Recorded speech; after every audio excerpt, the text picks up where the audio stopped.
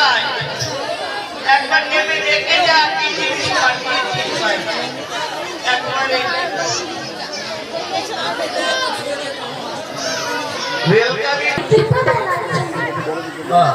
আপনার নাম শুনে নষ্ট হয়ে যাচ্ছে আমার এনাই আজকে কি নাটক হবে হরিশচন্দ্র বাহ বাহ খুব ভালো নাটক জানবে জলে না যাইও জলে না যাইও এই গিটারটা মেলাতে কিনতে পারে গিটার না ওটা না গিটারটা কেমন জানো